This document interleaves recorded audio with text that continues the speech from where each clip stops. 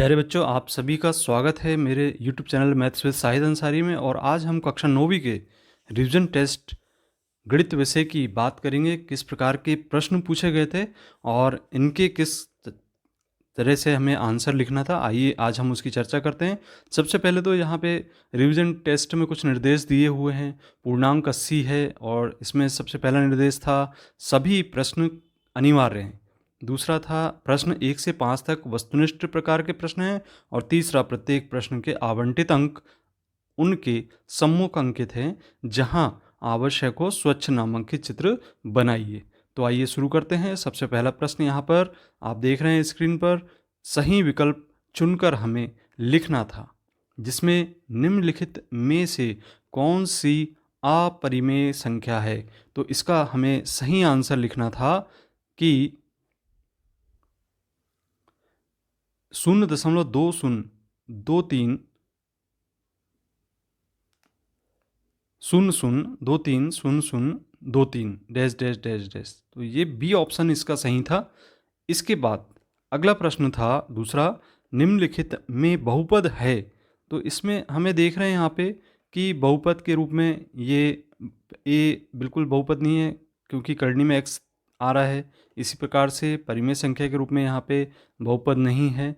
और फिर C option इसमें सही है, x या 2 धन 3x। तो ये जो ऑप्शन सी है इसका, ये बिल्कुल इसका राइट आंसर है।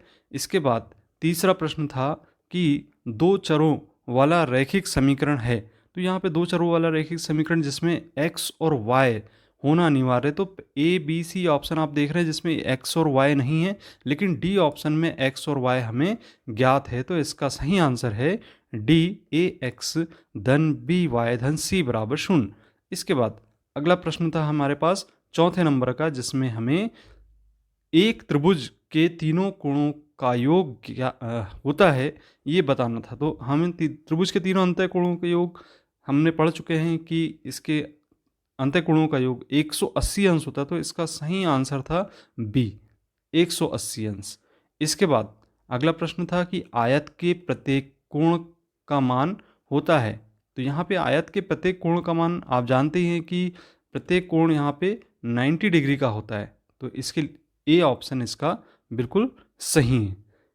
इसके बाद आइए अब बात करें कि प्रश्न क्रमांक 2 में रिक्त स्थानों की पूर्ति करने को हमें आया था। तो इसमें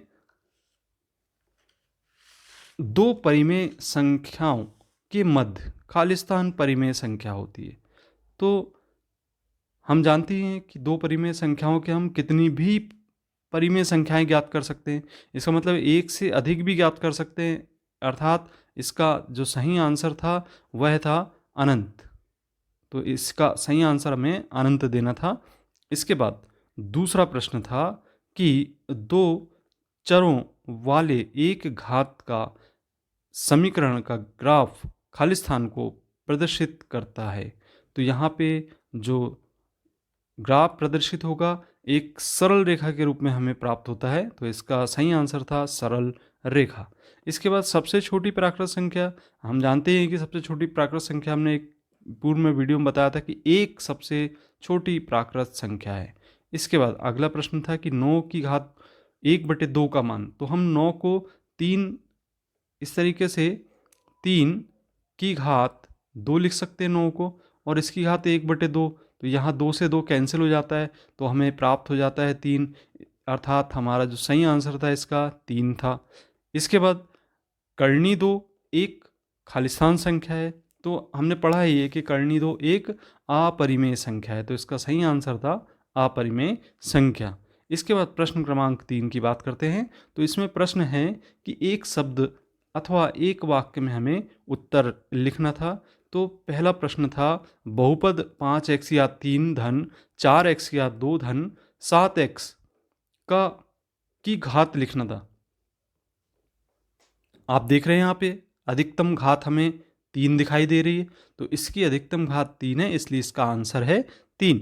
इसके बाद प्रश्न दूसरा, बहुपद x धन 5 का शून्यक लिखना था। तो इसमें हमको शून्यक कैसे ज्ञात करते हैं पहले भी बता चुके हैं। यदि हमने x धन 5 बराबर 0 लिखे तो इसका मान ऋण 5 प्राप्त होगा।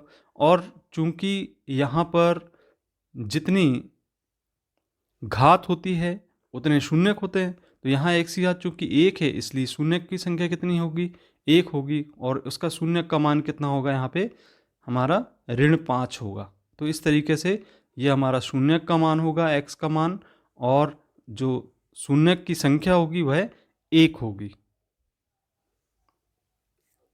इसके बाद तीसरा प्रश्न, जिसमें समबाहु त्रिभुज के प्रत्येक कोण का माप क्या होता है बताना है। तो समबाहु त्रिभुज के प्रत्येक कोण की माप हम जानते हैं, हमें ज्ञात है कि इसकी माप होती है 60 अंश। ठीक, त्रिभुज के तीनों अंतःकोण, जिसमें समबाहु त्रिभुज में तीनों कोण बराबर बराबर होते हैं और अंतःकोणों का योग 180 अंश के बराबर, तो हम 3 का भाग देते हैं तो हमें 60 प्राप्त हो जाता है। इसके बाद अगला प्रश्न था कि सबसे छोटी पूर्ण संख्या, तो पूर्ण संख्या में सबसे छोटी संख्या है 0। इसके बाद अगला प्रश्न है कि घात 100 के एक पदी बहुपद को लिखिए। तो एक पदी बहुपद को हम यदि लिखना चाहते हैं तो यहाँ पे हम x की घात 100 के रूप में लिख सकते हैं, ये एक पदी बहुपद हो गया, इसको हमने लिख दिया। या y की घात 100 लिख सकते हैं। तो इस प्रकार से ये इस प्रकार के आपको हल देना था इसमें। अगला प्रश्न था इसमें सत्य अथवा असत्य लिखिए। तो पहला प्रश्न था कर्णी 5 धन 2 एक परिमेय संख्या है। तो ये ऑप्शन बिल्कुल असत्य है, क्योंकि यह अपरिमेय संख्या है। तो इसका सही आंसर था असत्य। तो पहला सही था असत्य। इसके बाद दूसरा प्रश्न है पूर्ण अपने भाग से बड़ा होता है। तो यह बिल्कुल सत्य है। इसके बाद पूर्ण से मतलब है कि पूरा, जैसे यहाँ पे हम एक वृत्त बनाते हैं। अब ये वृत्त में यदि हम 4 भाग कर दें तो ये पूरा जो होगा इसमें 4 भाग हैं, और ये अगर एक भाग को हम देखते हैं तो इसको हम लिखते हैं 1/4। तो इस प्रकार से 4 जो है वो बड़ा हो जाएगा। इसका अर्थ ये है कि जो पूर्ण है वह अपने भाग से बड़ा होगा। इसके बाद तीसरा प्रश्न था कि 2 चरों वाले प्रत्येक रैखिक समीकरण का आलेख एक सरल रेखा होता है। तो यह बिल्कुल सत्य है। इसके बाद अगला प्रश्न हम देखेंगे कि x ऋण y और x धन y बराबर x की घात 2 ऋण y की घात 2 होता है। तो बिल्कुल सत्य कथन है ये भी बिल्कुल सत्य है। ये हम सर्वसमीका कक्षा 7वीं 8वीं में भी पढ़ चुके हैं। इसके बाद पांचवा प्रश्न है कि बहुपद 2x धन 5 का शून्यक ऋण 5 है। तो यहाँ पे अगर शून्यक निकालना है तो हमको 2x धन 5 बराबर 0 रखेंगे और फिर पक्षांतर करेंगे तो 2x बराबर ऋण 5 आएगा, और यहाँ से हमें x बराबर ऋण 5/2 प्राप्त होगा शून्यक। आप देख रहे हैं कि यहाँ पे कह रहा है कि ऋण 5 है, लेकिन हमें प्राप्त क्या हुआ है, ऋण 5/2। तो ये कथन बिल्कुल कैसा हो जाएगा, आप देख रहे हैं, असत्य होगा। तो इस प्रकार से ये हमारे सत्य और असत्य थे। अब आगे हम बढ़ते हैं, जिसमें कि हम सही जोड़ी की बात करेंगे। तो सही जोड़ी में पहली सही जोड़ी हमें बनाना था कि ऋण 5 धन 2, इसका जो सही मान था हमारे पास, इसमें ऋण 5 में 2 योग करते हैं तो हमें ऋण 3 प्राप्त होता है। तो इसका बी ऑप्शन बिल्कुल सही था, ये पहला हो गया। इसके बाद दूसरा ऋण 4 गुणित ऋण 3, तो आपस में गुणा करेंगे, ऋण में गुणा करके धन हो जाएगा, 4 या 12 प्राप्त होगा। तो डी आंसर आपका सही दिखाई दे रहा है। तो ये सेकंड आंसर हो गया। इसके बाद थर्ड में 1/3 को हम 3 यहाँ पर 1/3 और 2/6 दोनों इक्वल नज़र आ रहे हैं। यदि 2 का भाग दे दें 6 में तो 1/3 प्राप्त होता है। तो ये इसका तीसरे आंसर सही, ई आंसर सही है। और चौथे में 2/100 है। 2/100 को हम दशमलव लगा के लिख सकते हैं, तो इसका सी आंसर आपको सही दिखाई दे रहा है, ये चौथा आंसर होगा। इसी प्रकार से 0.1 को हम दशमलव हटाते हैं तो हमें ए आंसर यहाँ पे ये पांचवे का आंसर हो जाता है। इस प्रकार से आपने देखा कि सही जोड़ी हमें इस तरीके से तैयार करनी थी।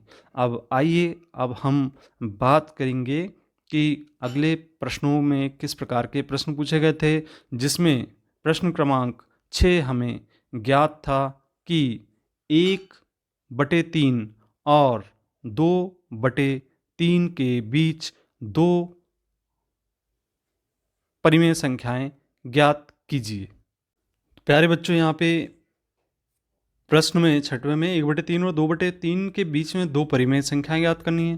तो यदि हमने 1/3 को a मान लिए हैं और 2/3 को b मान लेते हैं, तब सूत्र हमें बीच की परिमेय संख्या का 1/2 कोष्टक में a धन b के अनुसार हम इसे ऐसा लिख सकते हैं, a के स्थान पे 1/3 और b के स्थान पे 2/3। इसे हम सरल करेंगे लघुत्तम लेते हुए, तब हमें यहाँ पर प्राप्त होता है 1/2 गुणित 3/3। यहाँ 3 से 3 कैंसिल करने पर हमें 1/2 प्राप्त हो जाएगा। तो ये दोनों के बीच की परिमेय संख्या होगी। अब इसको हम पहली परिमेय संख्या और इसको दूसरी परिमेय संख्या ले लेते हैं, तब इनके बीच में परिमेय संख्या के लिए मान रख के हल करते हैं। तो इसे लिखेंगे हम 1/2 कोष्टक में 1/3 धन 1/2। इसे हम सरल करेंगे लघुत्तम लेकर, तो हमें ज्ञात होगा 2 धन 3/6 गुणा करने पर 5 हो जाएगा, यहाँ योग करेंगे 6 दूनी 12 प्राप्त होगा। इस तरीके से ये दूसरी परिमेय संख्या। अगला प्रश्न है प्रश्न क्रमांक 6 का, अथवा बटे कर्णी 2 के हर का परिमेयकरण करना है। तो परिमेयकरण करने के लिए जो हर में राशि होती है उसको हम अंश और हर में गुणा कर देते हैं, और इसे हम सरल करेंगे। कर्णी 2 का 1 में गुणा होगा तो कर्णी 2 प्राप्त हो गया, और कर्णी 2 का जब आपस में गुणा होगा तो ये इस तरीके से होगा, और यहाँ 2 की घात 2 लिखा जाएगा, और 2 की घात से ये कर्णी को हम 1/2 के रूप में लिखते हैं, तो 2 से 2 कैंसिल होगा, तो हमें प्राप्त हो जाता है 2। इस प्रकार हमें जो सही आंसर प्राप्त होता है कर्णी 2/2। प्रश्न है कि एक नोटबुक की कीमत कलम की कीमत से 2 गुनी है, और इस कथन को निरूपित करने के लिए 2 चरों वाला एक रैखिक समीकरण हमें लिखना है। समीकरण लिखना है रैखिक समीकरण 2 चर राशि वाला, जिसमें हमें मान लेते हैं कि एक नोटबुक की कीमत x रुपये है और एक कलम की कीमत y रुपये है। तो 2 चर राशियों के रूप में हम लिख रहे हैं। यहाँ पे प्रश्न के अनुसार हमें ज्ञात है कि एक नोटबुक की कीमत कलम की कीमत की 2 गुनी। तो नोटबुक की कीमत 1x और कलम की कीमत 2y। हम इसे पक्षांतर कर दें तो x ऋण 2y बराबर 0 होगा। ये हमारा रैखिक समीकरण प्राप्त हो जाता है। 7वें के अथवा में हमें प्रश्न ज्ञात है कि k का मान ज्ञात करना है, जबकि x का मान 2 है और y का मान 1 है। तो समीकरण 2x धन 3y बराबर k का हल एक हल हो। 7वें के अथवा प्रश्न में 2x धन 3y बराबर k हमें ज्ञात है, जहाँ पे x का मान और y का मान हमें ज्ञात है।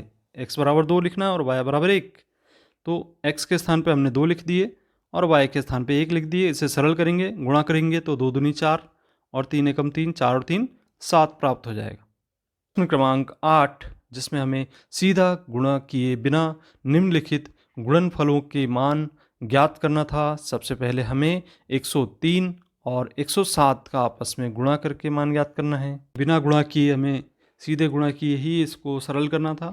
तो 103 और 107 का हमें यहाँ गुणा करना है। तो 103 को हम 100 धन 3 लिख रहे हैं और 107 को 100 धन 7 लिख रहे हैं। अब चूंकि एक सर्व समीकरण है x धन a और x धन b बराबर होता है x की घात 2 धन a धन b x धन ab, इसका उपयोग करते हुए हम यहाँ पे मान रखेंगे और मान रख के इसको हम सरल कर देते हैं। तो सरल करने पर हमें यहाँ पे 10,000 धन 700 धन 300 धन 21 प्राप्त होगा। इसे योग करेंगे तो 11,021 हमें प्राप्त हो जाता है। समीकरण के 8 के अथवा में यहाँ पे हमें अगला प्रश्न है कि 95 और 96 का आपस में गुणा करके हल ज्ञात करना है। 95 को हम 100 ऋण 5 लिख सकते हैं, इसको हम 100 ऋण 4 लिख सकते हैं। आप इसे 90 धन 5 भी और 90 धन 6 के रूप में भी हल कर सकते हैं। तो इस तरीके से सर्व समीकरण का उपयोग करते हुए हम इसे सरल करेंगे। तो आप देख रहे हैं यहाँ पर इसका सरलतम रूप इस प्रकार से प्राप्त होगा। 10,000 ऋण 900 धन 20 और 10,020 योग करेंगे हम जो धनात्मक संख्याएं हैं, और उसमें से 900 को माइनस करेंगे तो 9,120 हमें प्राप्त हो जाता है। प्रश्न क्रमांक 9, जिसमें हमें सरल करना था 5 धन कर्णी 7 और 5 ऋण कर्णी 7 का आपस में गुणा करिए। इसमें 5 धन कर्णी 7 और 5 ऋण कर्णी 7 का आपस में गुणा करेंगे। तो यहाँ पे a धन b और a ऋण b वाले सर्व समीकरण जो हमें पूर्व में पढ़ चुके हैं, उसका उपयोग करेंगे। तो यहाँ लिखेंगे हम 5 की घात 2, ए के स्थान पे 5 और बी के स्थान पे करनी 7। यहाँ रखेंगे मान, सरल करेंगे, 5 की घात 2 अर्थात 25 और करनी 7 का मान 7, 25 में से 7 घटाएंगे 18 प्राप्त हो जाएगा। अथवा में पूछा गया था 1/5 ऋण करनी 7 के हर का परिमेयकरण हमें करना है। ये हम जानते हैं कि जो हमें चिन्ह हर में ज्ञात रहता है उसको हम परिवर्तित करेंगे पहले धन के रूप में, और संख्या को उसी तरीके से लिख के अंश और हर में गुणा कर देंगे। तो ये परिमेयकरण कहलाता है। इसका हम आपस में गुणा करें पहले और फिर इन दोनों का गुणा करें, तो यहाँ पे 5 ऋण 7, 5 धन करनी 7। तो ये इनका आपस में जब गुणा होता है तो जैसा कि पूर्व के प्रश्न में हमने सरल किए हैं, इस सूत्र के सर्व समीका के अनुसार हमें लिखना है ए की घात 2 ऋण बी की घात 2। तो यहाँ पे 5 की घात 2 ऋण करनी 7 की घात 2, इसे हम सरल करें और लिख दें 5 धन करनी 7/18। प्रश्न क्रमांक 10, जिसमें निम्न को परिभाषित करना था रैखिक बहुपद, जिसमें पहली परिभाषा थी रैखिक बहुपद की। तो जहाँ पे चर की एक घात हो उस बहुपद को हम अरैखिक बहुपद कहते हैं। जैसे 2x या 2x ऋण 1, 2x धन 1, इस प्रकार के जो बहुपद हैं वो रैखिक बहुपद कहलाएंगे जिसमें चर की घात 1 है। द्विघात बहुपद जिसमें चर की अधिकतम घात 2 हो वह बहुपद द्विघात बहुपद कहलाता है। तो 2x की घात 2 धन x धन 1 या x की घात 2 धन 5, इस प्रकार के जो बहुपद हैं वह द्विघात बहुपद कहलाते हैं।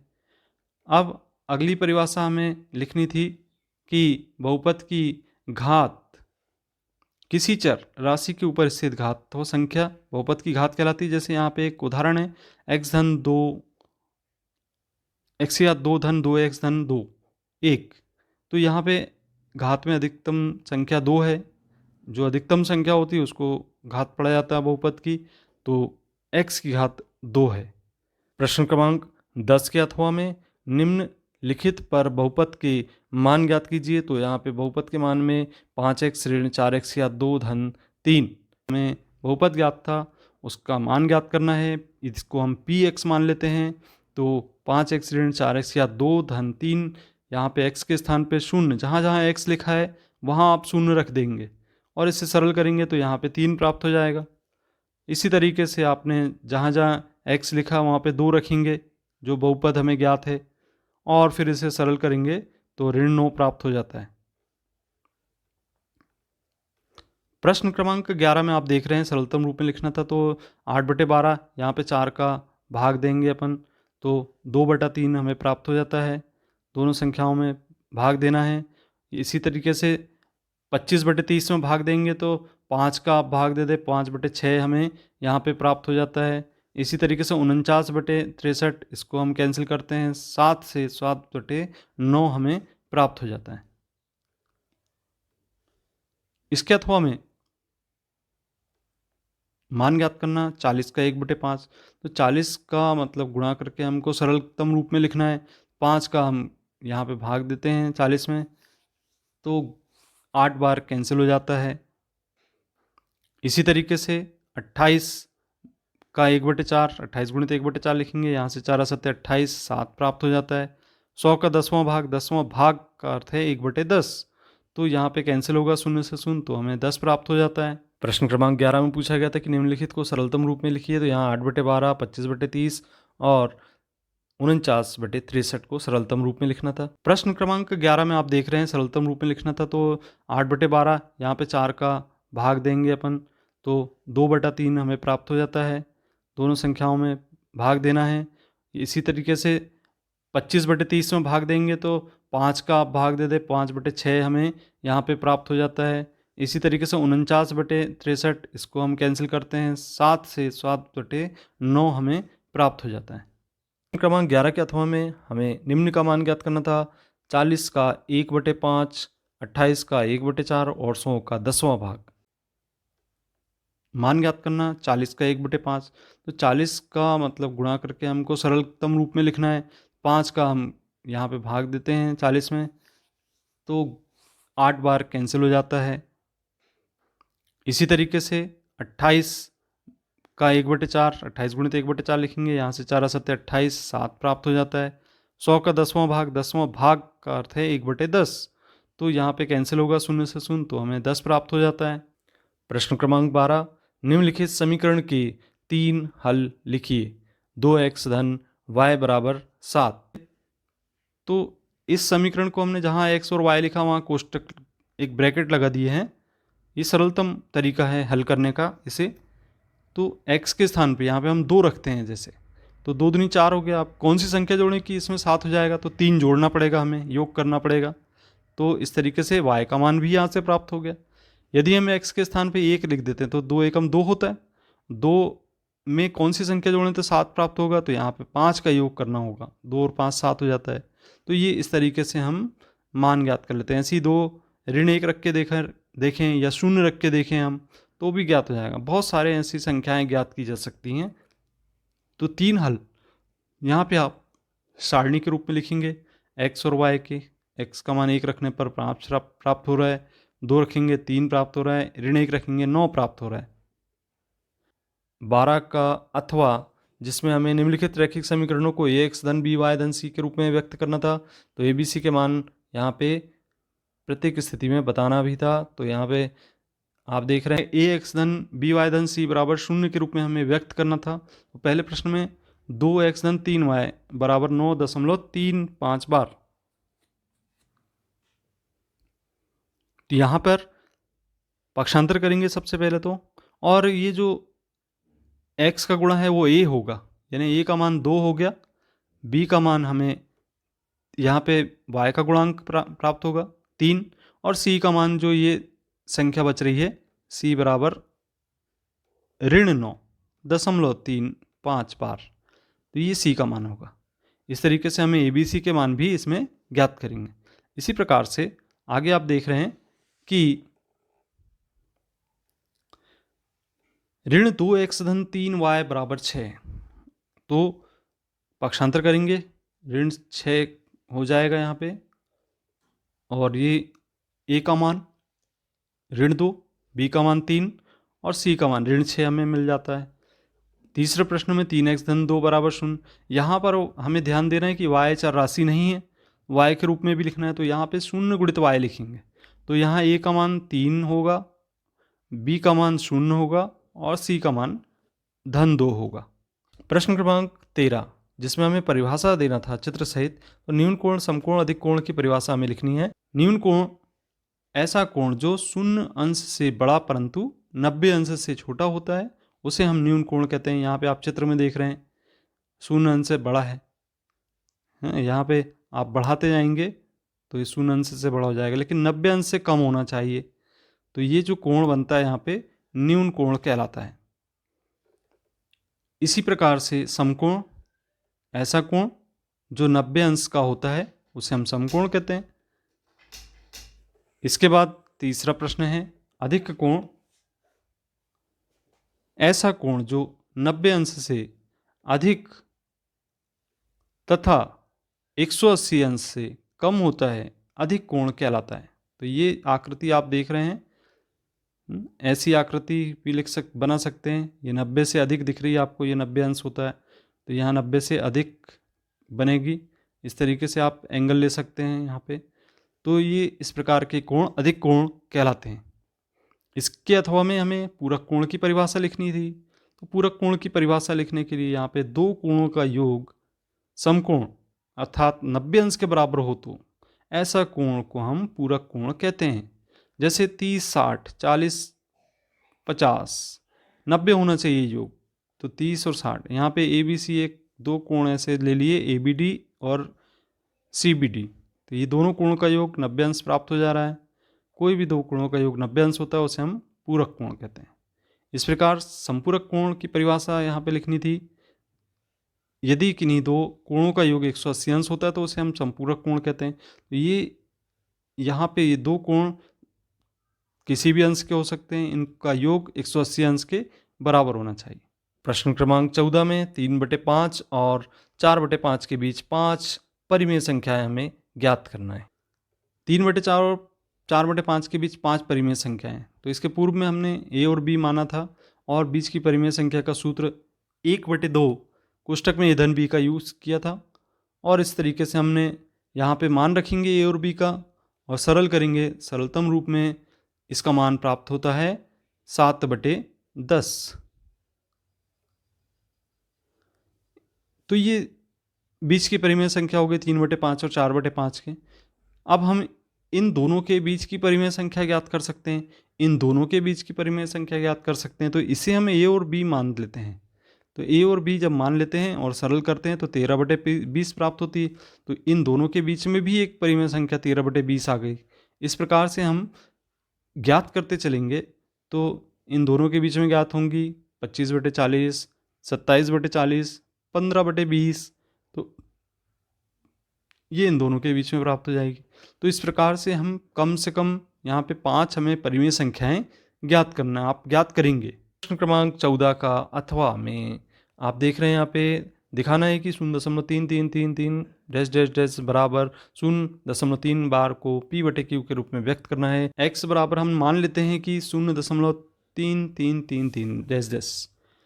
यदि हम 10 का गुणा कर देते हैं तो 10 का गुणा कर रहे हैं हम, यहाँ पे 10x हो गया, यहाँ पे 10 का गुणा करेंगे तो यहाँ पे दशमलव जब हटाते हैं तो एक संख्या छोड़ देंगे हम यहाँ से, तो 3.3333 आ जाएगा।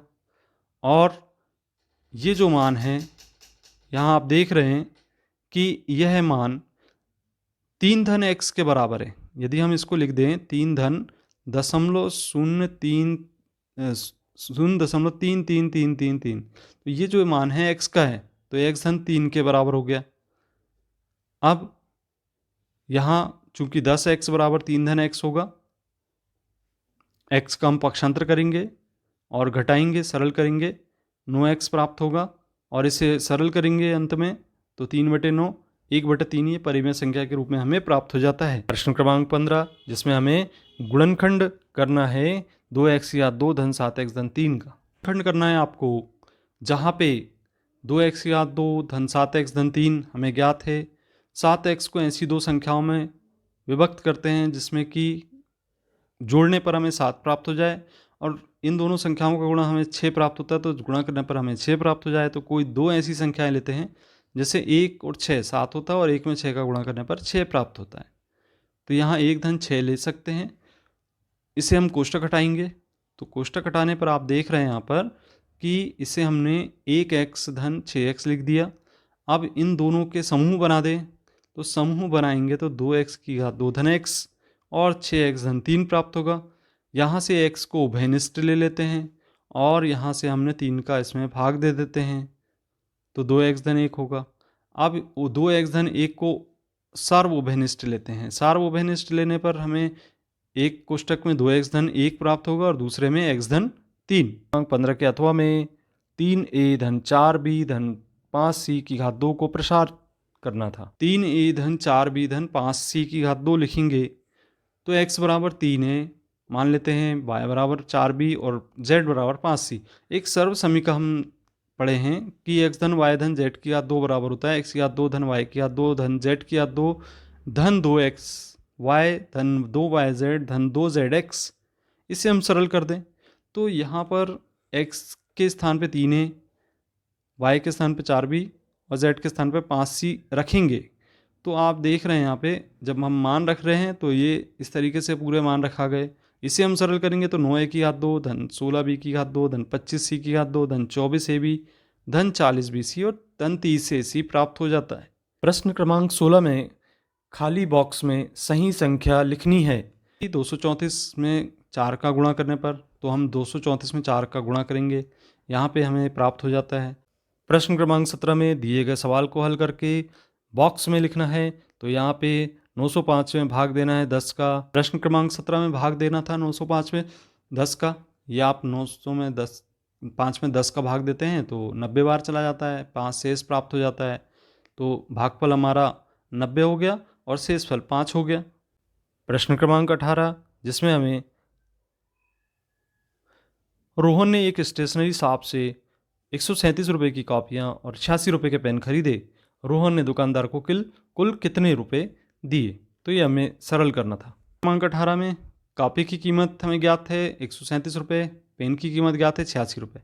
तो रोहन ने दुकानदार को जो रुपए दिए दोनों का योग करना था हमें, तो आप योग करेंगे तो 223 रुपये प्राप्त हो जाएगा। तो इसका खा विकल्प बिल्कुल सही। क्रमांक 19 में दी गई आकृति के छायांकित भाग को भिन्न के रूप में लिखें। 1/8 आप देख ही रहे हैं, एक भाग छायांकित है और कुल भाग 8 है, तो 1/8 प्राप्त होगा।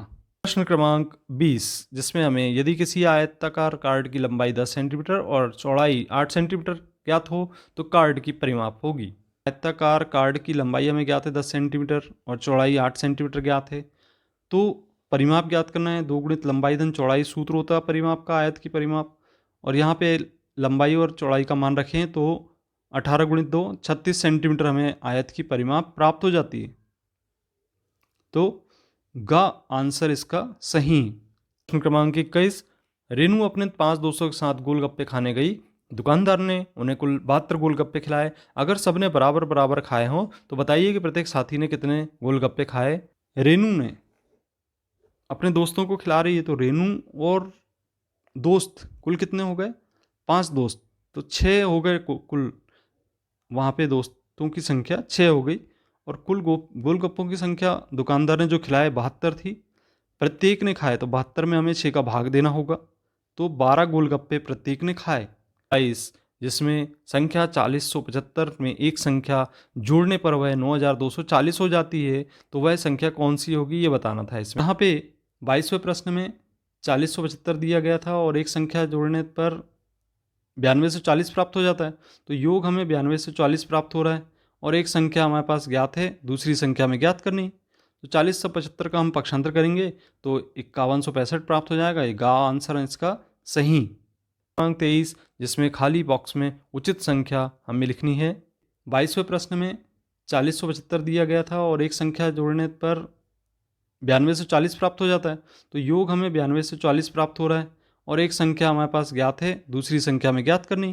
तो 40 से 75 का हम पक्षांतर करेंगे तो 5165 प्राप्त हो जाएगा। ये गा आंसर है इसका सही। प्रश्न क्रमांक 23, जिसमें खाली बॉक्स में उचित संख्या हमें लिखनी है जो कि दिए गए भिन्न का समतुल्य भिन्न हो। प्रश्न क्रमांक 24, एक लाइब्रेरी में कुल 158 अलमारियां हैं। यदि एक अलमारी में 25 किताबें रखी जाएं तो सभी अलमारियों में कुल कितनी किताबें रखी जाएंगी? आप देख रहे हैं कि तुल्य भिन्न हमें बताना था 4/40, इसको आप कैंसिल करके देखें तो 4/40 है ना, 1/10 प्राप्त होता है, तो ऐसी संख्या लिखनी होगी जिससे यहाँ पे भी 1/10 प्राप्त हो जाए। तो 2 धाम 20 होता है, तो यहाँ पे क्या लिखेंगे आप? 20 लिखेंगे। प्रश्न क्रमांक 25, दी गई आकृति में 1/4 भाग को रेखांकित कीजिए। आकृति में 1/4 को रेखांकित करना था, तो ये आपने रेखांकित कर दिया। प्रश्न क्रमांक 26 में 4 पेन की कीमत 36 रुपये है, तो एक पेन की कीमत होगी।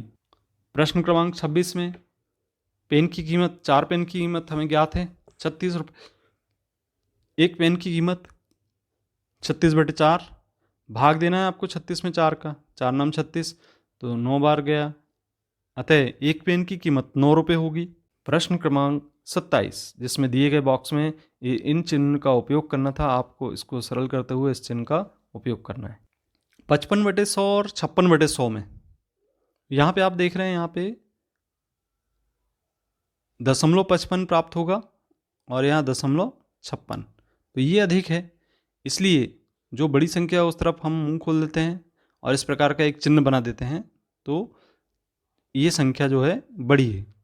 प्रश्न क्रमांक 28 में आप देख रहे हैं, जहाँ पे नीचे दी गई आकृति में छायांकित और अछायांकित भाग, ये आप देख रहे हैं, ये जो छायांकित और अछायांकित भाग यहाँ पे दिखाई दे रहा है, इनको हमें काउंट करना है और लिखना है। छायांकित भागों की संख्या लिखनी है प्रश्न क्रमांक 28 में, तो कुल भाग यहाँ पे गिन लेते हैं 20 है और अछायांकित जो आपको सफ़ेद भाग दिखाई दे रहे हैं वो कुल 80 हैं।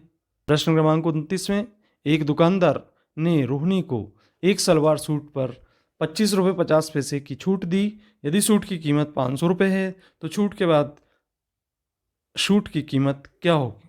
अंतिम प्रश्न है, एक दुकानदार ने रोहिणी को सूट की जो कीमत थी 500 रुपये और उसने छूट दी 25 रुपये 50 पैसे की, तो हमें घटाना पड़ेगा। जब छूट दिए तो उस सूट की कीमत बची 474 रुपये 50 पैसे, तो खा ऑप्शन इसका बिल्कुल सही हैं। तो देखा बच्चों, इस प्रकार से हमें इस प्रश्न पत्र रिवीजन टेस्ट को सरल करना था। आगे भी हम रिवीजन टेस्ट की चर्चा करते रहेंगे। वीडियो को अंत तक देखने के लिए बहुत बहुत धन्यवाद।